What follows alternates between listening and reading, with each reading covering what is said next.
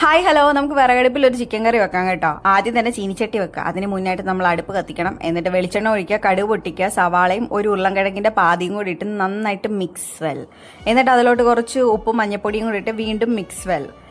എന്നിട്ട് നന്നായിട്ട് വഴണ്ട് വരുമ്പോഴത്തേക്ക് നമുക്ക് അതിനകത്തോട്ട് ഇഞ്ചിയും വെളുത്തുള്ളി പച്ചമുളകും കൂടെ മിക്സിയിലിട്ട് ചതച്ചതും കൂടെ ഇടാം കേട്ടോ. ഇട്ടിട്ട് വീണ്ടും മിക്സ് വെൽ. ഈ മിക്സ് വെല്ല് റിപ്പീറ്റ് ആയിട്ട് വരുന്നതല്ലേ, വേറെ എന്ത് പറയാനാണ് ഗൈസ്. നന്നായിട്ട് വഴറ്റി എടുക്കുക. എന്നിട്ട് വഴണ്ട് വരുമ്പോഴത്തേക്ക് അതിനകത്ത് കുറച്ച് തക്കാളി ഇടുക. തക്കാളി ഇട്ടിട്ട് വീണ്ടും മിക്സ് വെൽ. ആക്ച്വലി അമ്മയോട് ഞാൻ തന്നെ ചിക്കൻ കറി ഉണ്ടാക്കാമെന്ന് പറഞ്ഞിട്ട് അവസാനം അമ്മ തന്നെ ഉണ്ടാക്കേണ്ടി വന്നു കേട്ടോ. പിന്നെ ഞാൻ എന്തെങ്കിലും പണിയെടുക്കണമല്ലോ, അതുകൊണ്ട് ഞാൻ കറിവേപ്പില ഇട്ട് അമ്മയെ സഹായിക്കുന്നുണ്ട്. കറിവേപ്പില ഇട്ടിട്ട് വീണ്ടും നന്നായിട്ട് മിക്സ് വെൽ കേട്ടോ. അത്യാവശ്യം വഴണ്ട് വന്നപ്പോഴത്തേക്ക് നമ്മുടെ പൂച്ചക്കുട്ടൻ ഹാജരായിട്ടുണ്ട്. പേരൊന്നും ഇല്ല കേട്ടോ, പുള്ളിക്കാരി ഗർഭിണിയാണ്. എന്നെ നോക്കുന്നുണ്ട് വീഡിയോ എടുക്കുന്നതിൽ. നീ ഏതാന്നായിരിക്കും പുള്ളിക്കാരി വിചാരിക്കുന്നത്.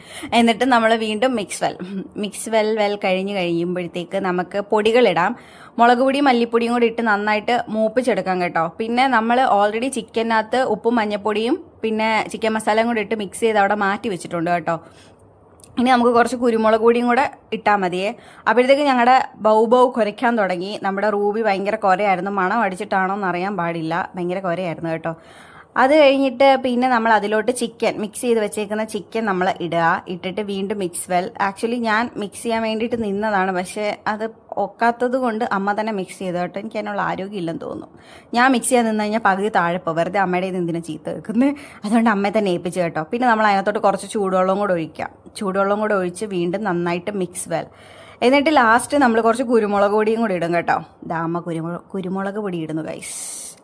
അത് കഴിയുമ്പോഴത്തേക്ക് വീണ്ടും നന്നായിട്ട് മിക്സ് ചെയ്തിട്ട് ഒരു പാത്രം വെച്ച് അടച്ചു വെക്കണം തിള വരുമ്പോഴത്തേക്ക്. ആക്ച്വലി അടച്ചു വെച്ച വീഡിയോ ഞാൻ എടുത്തില്ല. അങ്ങനെ ഫൈനലി നമ്മുടെ ചിക്കൻ കറി ഏകദേശം റെഡി ആയിട്ടുണ്ട് ഗായ്സ്.